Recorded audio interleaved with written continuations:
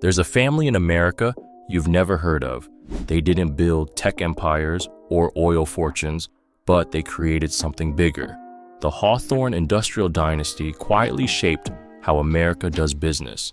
They built the factories, they funded the politicians, they designed the cities where millions work today, and their latest project is hiding in plain sight. I'm about to show you 3 things about this dynasty that will change how you see American power forever. The third one will blow your mind. Let me show you exactly how this happened. The year is 2026. A massive industrial complex breaks ground in Ohio. It's called Hawthorne Central Manufacturing Hub. The news barely covers it, but this single project represents 150 years of hidden influence. The Hawthorne family started in 1870s Pennsylvania. They made steel, then railroads, then they moved into construction and real estate. But here's what makes them different. They never wanted fame. Every Hawthorne generation followed one rule: build the infrastructure, control the flow.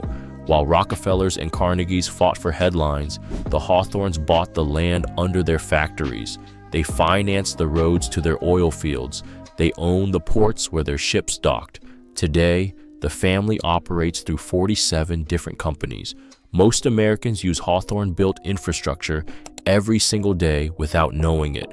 The Ohio project isn't just another factory, it's the culmination of everything they've learned. Now here's where things get really interesting. The Hawthorne Central Hub covers 3,200 acres. That's bigger than 2,400 football fields. But size isn't the shocking part. This facility manufactures components for electric vehicles, solar panels, and battery storage systems, all in one location. The investment? $8.7 billion. That makes it the largest private industrial project in U.S. history. Here's the twist. Hawthorne Industries owns the entire supply chain. They mine the raw materials in Wyoming. They process them in Nevada. They manufacture in Ohio. Then they distribute through their own logistics network.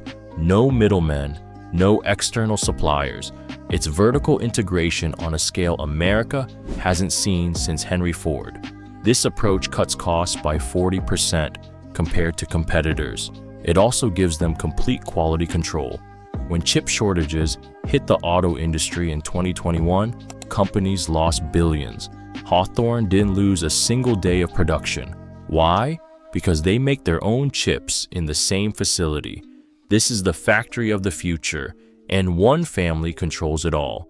But if you think that's crazy, wait until you hear this. The Hawthorne family doesn't just build factories, they build entire ecosystems.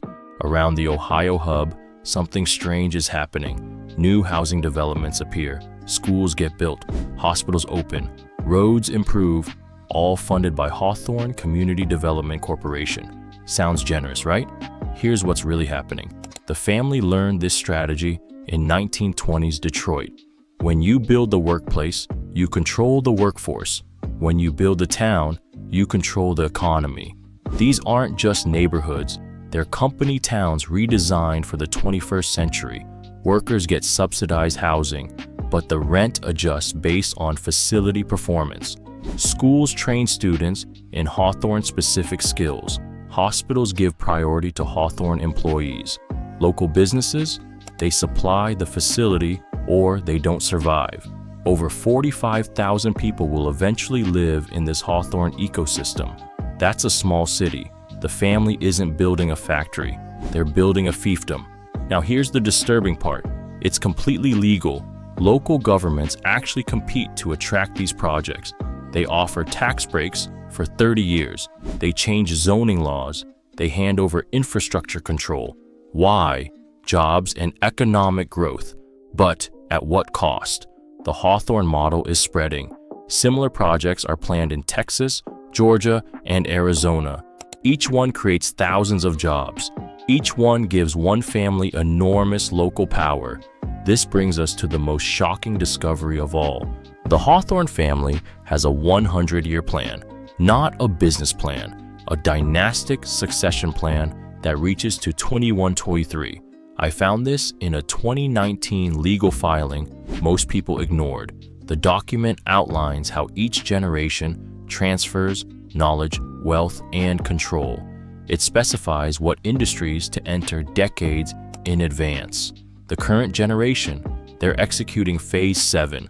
Phase 7 focuses on energy transition and advanced manufacturing.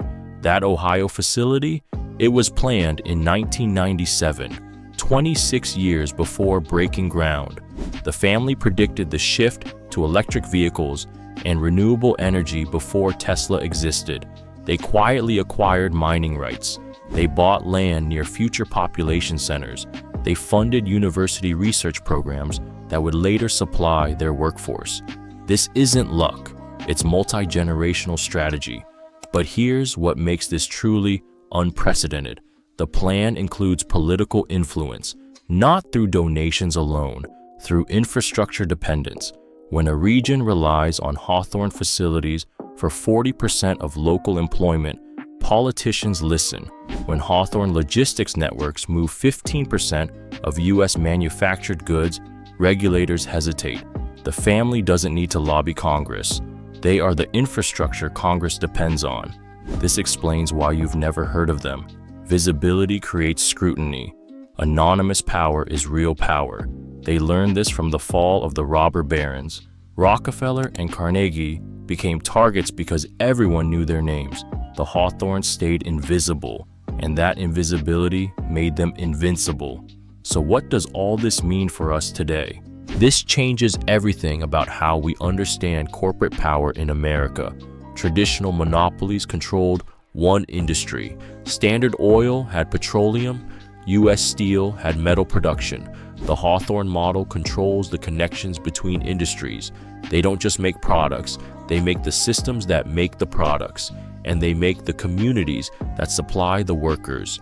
For the average person, this has immediate effects. When one entity controls this much infrastructure, competition dies, prices stabilize, but choice disappears. Innovation slows because there's no pressure to improve. Jobs are plentiful, but workers become dependent.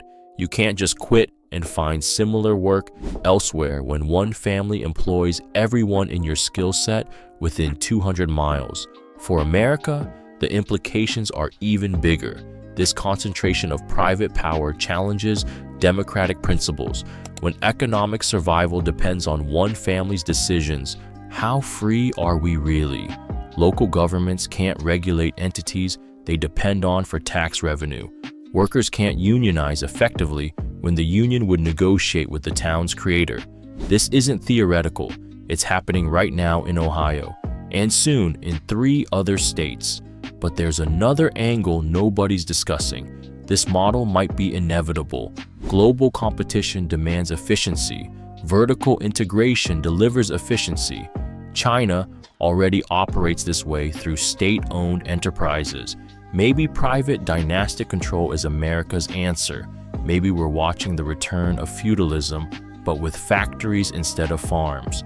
Before we wrap up, there's one final thing you need to know. The Hawthorne family has started recruiting, not for jobs, for loyalty. They've launched a program called Hawthorne Future Leaders. It targets high school students in their development zones. Selected students get full college scholarships, free housing, guaranteed jobs upon graduation. The only requirement? Commit to working in Hawthorne facilities for 10 years minimum. Reportedly, over 12,000 students have enrolled since 2020. Think about what this creates. An entire generation trained specifically for one corporate ecosystem. These aren't just employees. They're invested stakeholders who've been shaped by the system since age 17. The Hawthorne family isn't just building factories and towns. They're building dynasties of their own, worker dynasties dependent on the Hawthorne dynasty. It's brilliant, it's terrifying, and it's already working. This is the hidden empire that built modern America, not through force or fame, through patience, planning, and making themselves indispensable. They've created a system where their success is America's success, and their control is invisible. If this opened your eyes, you need to see what comes next. Let me recap what you just learned. The Hawthorne family operates the largest private industrial project in American history.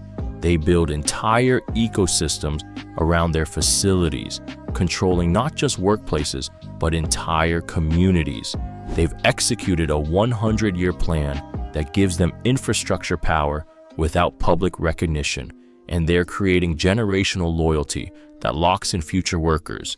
This is corporate power reimagined for the 21st century. If this story shocked you, hit that subscribe button. There are 12 other industrial dynasties operating the same way right now. I'm investigating them all. Drop a like if you think this concentration of power is dangerous, or comment if you think it's the future of American business. I want to know what you think. Should we be worried about invisible empires? Next video, I'm breaking down the Houston Energy Consortium. They make Hawthorne look small. You won't believe who's really behind America's power grid. See you there.